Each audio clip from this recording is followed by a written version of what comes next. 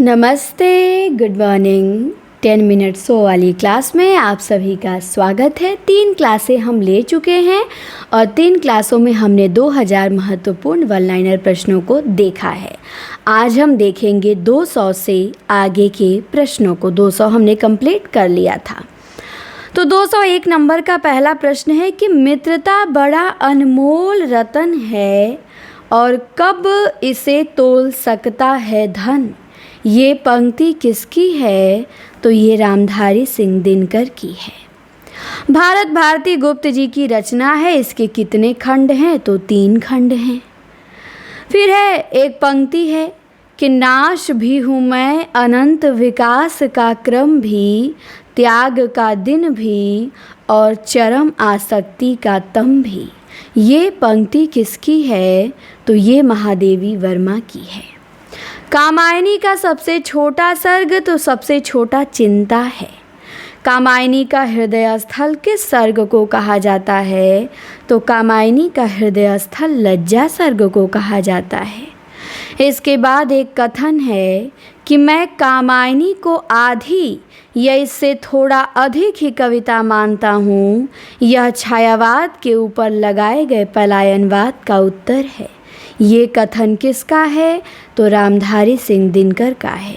ये कहते हैं कि मैं कामायनी को आधी या इससे थोड़ा अधिक ही कविता मानता हूँ क्योंकि यह छायावाद के ऊपर लगाए गए पलायनवाद का उत्तर है।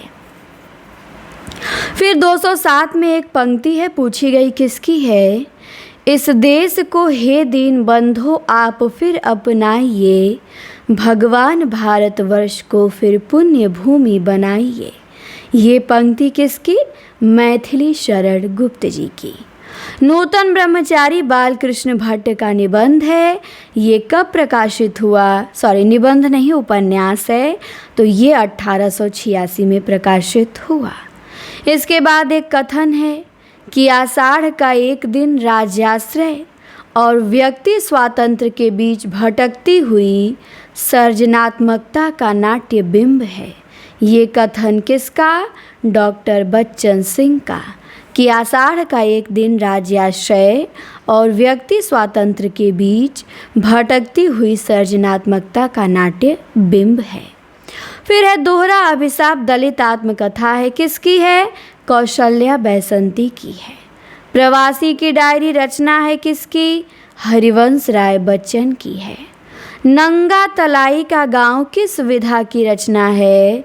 तो ये संस्मरण है किसका? विश्वनाथ त्रिपाठी का। इसके बाद वे लड़ेंगे 1000 साल, ये रिपोर्टाज है। किसने लिखा? शिवदान सिंह चौहान ने लिखा। वे लड़ेंगे 1000 साल। नेपाली क्रांति कथा, ये रिपोर्टाज है। ये रेणु का है। फिर 215 में एक पंक्ति है, पूछी गई किसकी है? कि बस मत कह देना अरे पिलाने वाले, हम नहीं विमुख हो जाने वाले।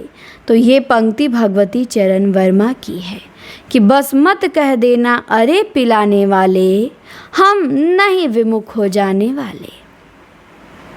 फिर 16 नंबर में है, तपकर शील मनुज का साधे। ये पंक्ति किसकी है? दिनकर की है। किस रचना से? तो ये रेणुका से है शायद। तपकर शील मनुज का साधे। फिर पंक्ति है, फूल का चनार के प्रतीक मेरे प्यार के। ये पंक्ति, तो ये पंक्ति अज्ञे जी की है। फूल का चनार के और प्रतीक मेरे प्यार के। 18 नंबर में है, सुफल जन्म मोको गुरु की ना, दुख विसार सुख अंतर दीना। ये पंक्ति है किसकी? तो नामदेव की है। सुफल जन्म मोको गुरु की ना और दुख विसार सुख अंतर दीना, नामदेव। इसके बाद है कि क्यों पले पीस कर किसी को तू, है बहुत पालिसी बुरी तेरी।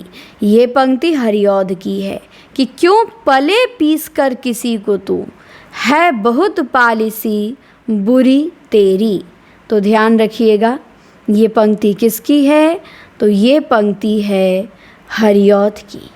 इसके बाद है, हिंदू पूजे देहरा मुसलमान मसीद। ये पंक्ति किसकी है?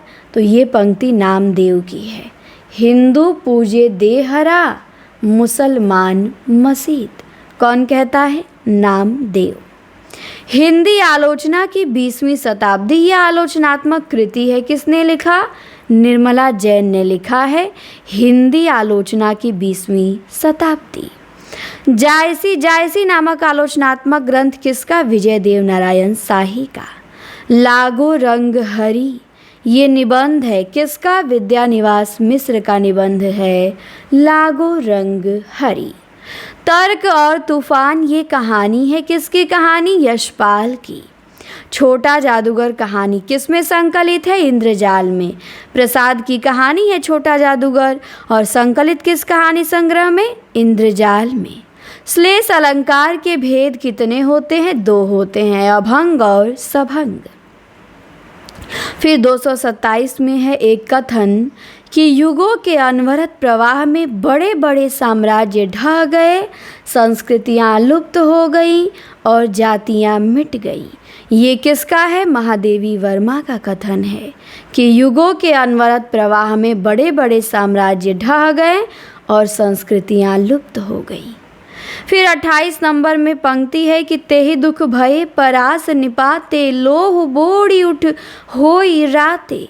ये पंक्ति किसकी? तो ये जायसी की है कि तेहि दुख भये परास निपाते, लोह बोड़ी उठ होई राते। जायसी। फिर 229 में है एक पंक्ति, सब चुप, साहित्यिक चुप और कविजन निर्वाक, चिंतन शिल्पकार नर्तक सब चुप हैं। ये पंक्ति किसकी? मुक्ति बोध की है कि सब चुप हैं। 30 नंबर में आ जाइए, पंक्ति है कि वे इस कदर पस्त हैं कि तटस्थ हैं। ये पंक्ति किसकी? धूमिल की। वे इस कदर पस्त हैं कि तटस्थ हैं। मैं तुम्हारे हाथ का लीला कमल हूँ। ये पंक्ति किसकी? तो ये रामधारी सिंह दिनकर की है कि मैं तुम्हारे हाथ का लीला कमल हूँ। फिर 232 में है क्योंकि बहना रेत होना है और हम बहेंगे तो रहेंगे ही नहीं। ये पंक्ति है अज्ञे जी की कि बहना रेत होना है और हम बहेंगे तो रहेंगे ही नहीं।